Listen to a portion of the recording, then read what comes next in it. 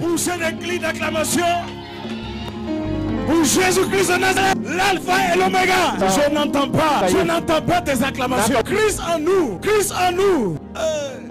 Est-ce que c'est des jeunes qui sont là ce soir? Est-ce que ce sont des fils de Dieu qui sont là ce soir? Est-ce que ce sont des enfants remplis du Saint-Esprit qui sont là ce soir? Christ en nous, espérance de la gloire. Acclamez très fort pour l'Orodia, la manifestation des fils de Dieu. Dis à quelqu'un, c'est la saison de la manifestation des fils de Dieu. C'est le temps de la manifestation des fils de Dieu. Écoute-moi très bien. Ce que tu vas entendre va te choquer. Dieu n'attend pas des pasteurs. Dieu n'attend pas la révélation des pasteurs. Il n'attend pas la révélation des prophètes. Il n'attend pas la révélation des apôtres. Il attend la manifestation des fils de Dieu. Est-ce que tu peux dire amen? Et c'est maintenant. Écoutez-moi très bien. Le temps est passé. Dans cette décennie-là, c'est la décennie des fils de Dieu. Dieu t'a attiré là pour te parler. Écoute-moi très bien. Dans cette saison-là, ce n'est pas la saison de papa. Ce n'est pas la saison de maman, de l'apôtre intel, du prophète intel. C'est la saison des fils de Dieu. Je parle de toi et je parle de moi. Et dans Romains 8, verset 19, il déclare que la création attend avec un ardent désir la manifestation des fils de Dieu. Est-ce que tu m'entends ce soir? La manifestation des fils de Dieu. Il parle des fils de Dieu, il parle pas des pasteurs. Qui est fils de Dieu? Au verset 14 de Romains 8, il dit que tous ceux qui sont conduits par l'Esprit de Dieu sont fils de Dieu. Et dans ce que nous avons entendu tout à l'heure, il dit Christ en nous, l'espérance de la gloire.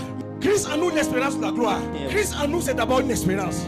C'est une certitude qu'il y a une gloire. Mais le Saint-Esprit sur nous, c'est la manifestation de la gloire. Dis amen bien. Et je déclare qu'à partir de ce soir, c'est la manifestation de ta gloire au nom de Jésus. Christ en nous, c'est l'espérance d'une gloire. Et l'Esprit de Christ sur nous, c'est la manifestation de la gloire. Et la Bible dit que dans les derniers temps, je vais répandre mon esprit sur toute chair. Vos fils et vos filles, nous sommes dans les derniers temps. Le Saint-Esprit est là. Le Saint-Esprit est à l'œuvre. Le Saint-Esprit attend un enfant de Dieu disposé pour révéler la gloire de son Père, pour l'utiliser et impacter ce monde. Le Saint-Esprit est descendu.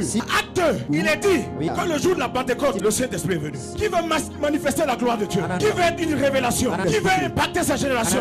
Dis à quelqu'un, il te faut le Saint-Esprit. Il te faut sa puissance. Il te faut parle bien. Parle-lui bien. Il te faut le Saint-Esprit. Acte 1 verset 8 nous dit, mais vous recevez une puissance. Le Saint-Esprit survenant sur vous. C'est alors que vous serez mes témoins.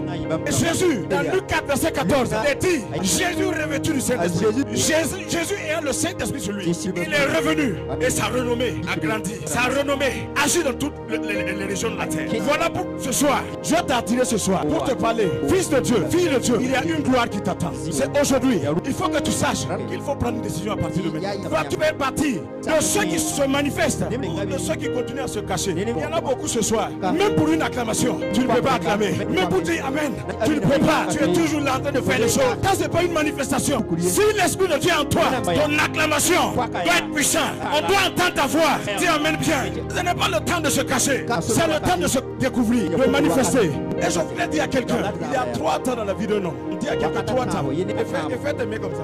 Il y a un temps pour recevoir. Il y a un temps pour être impacté. Il y a un temps où c'est les autres qui agissent. Où c'est papa qui agit. Où c'est maman qui agit. Où c'est le pasteur. Et le deuxième temps, c'est le temps de faire valoir ce que tu as reçu. Et ce temps-là, c'est le temps de la manifestation des fils de Dieu. C'est le temps de ta manifestation. Tu dois manifester. Parce que le troisième temps, ça ne dépend pas de toi. Ça peut être tout de suite et maintenant. Tu quittes ici et on dit que tu n'es plus. Tu vas te retrouver devant Dieu. Tu vas te retrouver devant ton Père. Devant ton Créateur. Qu'est-ce que tu vas dire? Qu'est-ce que tu vas dire? Quel va être ton bilan? Le temps que tu as, c'est un don de Dieu. Le trésor que tu as, l'argent que tu as, c'est un don de Dieu. Tout ce que tu as aujourd'hui, c'est pour Dieu. Il t'a prêté pour que tu l'utilises pour le faire valoir maintenant.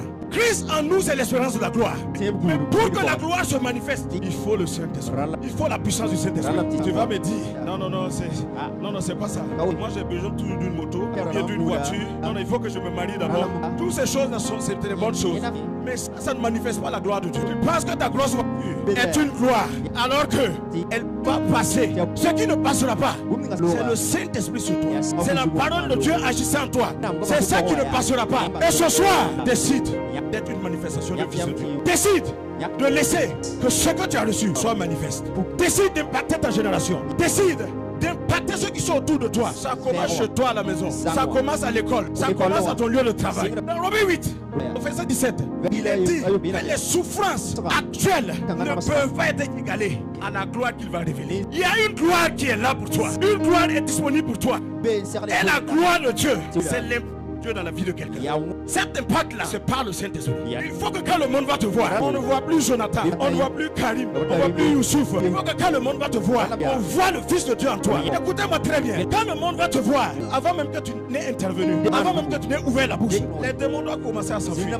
Les ténèbres doivent reculer. Les malades doivent être guéris. Tu dois répandre la vie autour de toi. Si tu arrives dans une situation où la situation est chaotique, en tant que fils de Dieu, tu ramènes l'ordre au nom de Jésus. C'est ce qu'on attend de toi. On n'attend pas ton argent, on n'attend pas tes diplômes. On attend ce que Dieu t'a donné, ce que tu as, soit révélé au monde. Et c'est maintenant. Dis à quelqu'un, vas-tu être une manifestation? Pas lui, vas-tu être une manifestation? Le temps est court. Et regardez autour de vous. Ceux qui étaient aux affaires ne sont plus aux affaires. Ceux qui étaient aux affaires, ceux qui avaient le pouvoir ne sont plus au pouvoir. La plupart de nos parents ici, ils sont assis à la maison. Ils ne sont plus aux affaires.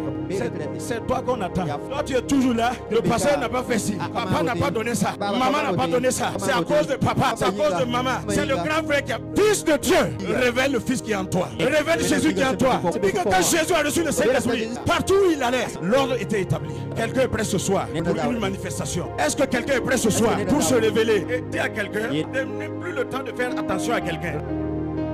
Les autres te disent non, fais attention. Pendant que je parle comme ça, je dis, Jonathan, tu vas pas calmer. Écoutez-moi très bien. Jésus est mort, il est ressuscité et il est assis à la droite du Père. À la croix, il a déclaré que tout est accompli. Maintenant, il reste à faire quoi? À marcher sur la victoire par son esprit. Ne fais plus attention. Agis.